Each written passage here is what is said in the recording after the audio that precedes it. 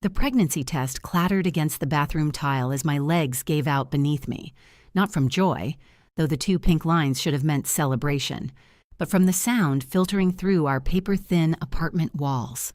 My husband's voice thick with pleasure saying someone else's name. "Sarah, God, you feel incredible." Time fractured into sharp-edged pieces, the positive test at my feet, Anton's familiar groan of satisfaction, the shower running in our bedroom, the shower I'd been planning to surprise him in, armed with baby news and champagne. My name is Emma. I'm 26 and a former marketing coordinator. This is the story of how I reclaimed everything they tried to steal from me. The Sarah he was moaning about worked in his department. The same Sarah who'd been texting him constantly during our dinner dates, the one he claimed was just having work drama. The woman he'd insisted I was paranoid about when I'd asked why she needed to call him at 11 p.m. on weekends. I pressed my back against the cold bathroom door and counted. 18 months of marriage, 7 months of trying for a baby, 3 months of Anton becoming increasingly distant and cruel, and now this, catching him with another woman on the very day I'd planned to share the most important news of our lives. The sound of their laughter twisted something sharp inside my chest, but I didn't cry. Instead, I carefully picked up that pregnancy test and slipped it into my pocket. Evidence. The first piece of a much larger puzzle I was about to solve. What they didn't know was that I'd stopped being naive weeks ago. The hushed phone calls, the late nights, the way he flinched when I touched him. I'd started documenting everything. Screenshots of his text notifications, photos of receipts I'd found in his pockets, a detailed log of every excuse he'd given me. But seeing them together in our bed, hearing her whisper his name like she owned it, crystallized something cold and precise in my mind. They weren't just betraying me. They were stealing the future I'd sacrificed everything to build. 2 years ago, I'd quit my dream job at a Fortune 500 company because Anton convinced me his career needed to come first. "Just until I make senior manager," he'd promised. "Then you can go back to work." I'd given up my independence, my financial security, my professional network, all for a man who was upstairs destroying our marriage. But Anton had made one crucial mistake. He'd forgotten that before I became his devoted housewife, I'd been an investigator. Marketing research required the same skills as uncovering lies: patience, attention to detail, and the ability to see patterns others missed. Those same skills that had helped me track consumer behavior and market trends now served me well in uncovering his deception. As I listened to them finish, I smiled for the first time in months. They thought they were so clever, sneaking around behind my back. What they didn't realize was that I'd been 3 steps ahead of them for weeks. The pregnancy changed everything, though. This wasn't just about my broken heart anymore. It was about protecting my child from a father who'd already proven he didn't want us. I waited until they thought I'd left for my doctor's appointment, then set my plan in motion.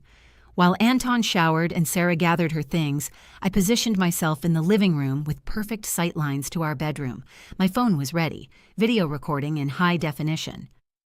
"I can't keep lying to her," Sarah said, checking her reflection in our dresser mirror, the mirror I'd picked out for our first apartment.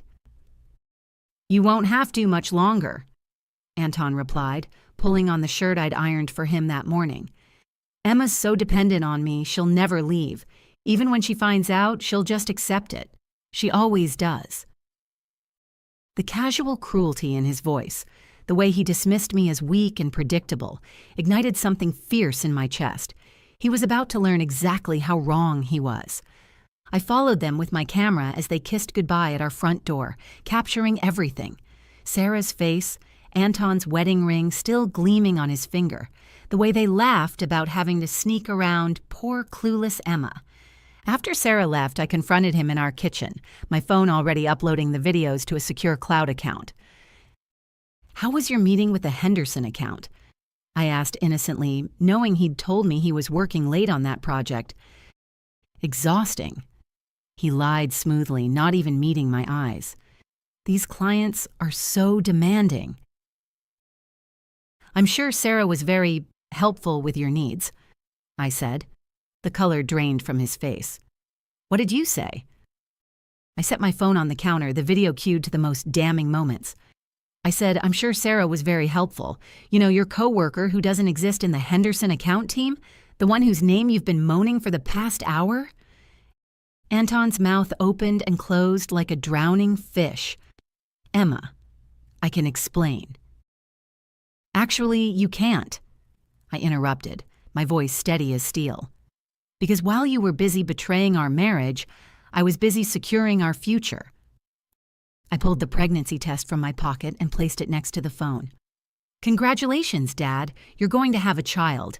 And based on this video evidence of your affair, you're also going to have a very expensive divorce." The look of panic that crossed his face was almost satisfying. Almost. "Emma, please, we can work this out. Sarah means nothing to me. It was just physical." "Stop talking."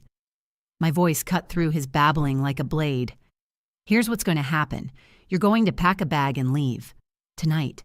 You're going to stay away from me and this baby until our lawyers can figure out the custody arrangement. And you're going to pray that I'm feeling generous when we divide our assets." "Our assets?" Anton laughed bitterly. "What assets? You don't have anything. You don't even have a job." I reached into our kitchen drawer and pulled out a manila folder I'd been preparing for weeks. "That's where you're wrong. See, while you were playing house with Sarah, I was reconnecting with some old contacts." During my weeks of investigation, I'd reached out to my former supervisor at Peterson and Associates, who had recently been promoted to regional director. I slid a signed offer letter across the counter. "Senior Vice President of Strategic Investigations, $180,000 a year, plus benefits. I start Monday." Anton's face went ashen as the implications hit him. "You can't do this. We're married. Half of everything is mine." "Including half the debt from your gambling problem?" I asked sweetly. "The one you've been hiding from me. The $47,000 you owe to various online betting sites? I discovered these debts by noticing discrepancies in our joint account statements and tracing the missing funds through our shared credit card records." "Yeah, I found those statements too." I watched him crumble as each revelation landed. The beauty of being a professional investigator, Anton, is that I know how to find things people try to hide. Bank statements, credit reports, employment records. Did you know Sarah's married too? Her husband works for the SEC, very interested in questionable trading violations. "You're bluffing." I pulled up another video on my phone. This one showed Anton and Sarah discussing confidential client information over pillow talk, information that Sarah had clearly used to make profitable stock trades. 3 potential violations captured in 4K video. I said, "I'm sure the financial oversight authorities will be very interested in this evidence, unless, of course, you want to make this divorce as clean and simple as possible." Anton slumped into our kitchen chair, defeat written across every line of his body. "What do you want?" "Full custody of our child. No alimony claims from you. You keep your debts, I keep my future, and you never ever contact us again unless it's through lawyers." He signed the preliminary agreement with shaking hands. As he packed his bags, I called my father for the first time in 2 years. "Dad, it's Emma. I need to come home for a while. I'm having a baby and I'm finally ready to take over the family business." My father's construction company was worth $2.3 million, and he'd been begging me to join as a partner since college. I'd always been too proud, too determined to make it on my own, but pride was a luxury I could no longer afford. 3 months later, I moved back to my hometown and began working at both Peterson and Associates and my father's company. The transition gave me time to prepare for the baby while building my new life. 6 months after that confrontation in our kitchen, I watched from my corner office as Anton's world continued to collapse. Sarah had been terminated from her position and faced regulatory investigation. Her husband had filed for divorce and was pursuing legal action. Anton lost his job when their affair became public, and the gambling debts had forced him into bankruptcy. The divorce was finalized 2 months after Victoria was born, with me receiving full custody and no financial obligations to Anton. He'd call sometimes, drunk and pathetic, begging me to take him back despite the legal prohibition on direct contact. "We could be a family," he'd slur into my voicemail. "I'll change, I swear." But I'd learned something valuable in those months. Respect isn't something you can beg for. It's something you command. And the moment someone shows you they don't respect you, believing their promises to change is just another form of self-betrayal. My daughter was born healthy and beautiful, with my dark hair and stubborn chin. I named her Victoria, Victory, because she represented everything good that had emerged from the wreckage of my marriage. Anton pays court-ordered child support now, though he's never asked to see her. Sarah's legal case concluded with her accepting a settlement and agreeing to cease any contact with financial markets. Sometimes I wonder if Anton realizes how much he lost when he chose 5 minutes of pleasure over 18 years of love. But then I remember the sound of his voice that day, saying Sarah's name in our bed, and I realize some people are incapable of valuing what they have until it's gone. I kept the pregnancy test from that terrible morning. It sits in my office safe now next to my divorce decree and the contracts for 3 major construction projects I've landed this year. Not as a memento of pain, but as a reminder of strength. Because sometimes, the moment your life falls apart is actually the moment it finally begins. Oh, before you go, here's a quick bonus for sticking around. If you love learning and growing like I do, you need to try audiobooks. I've got an exclusive deal with Audible. Your first month is completely free. That's access to over 500,000 titles, 0 cost to you. All the details are waiting in the description. Don't miss this one.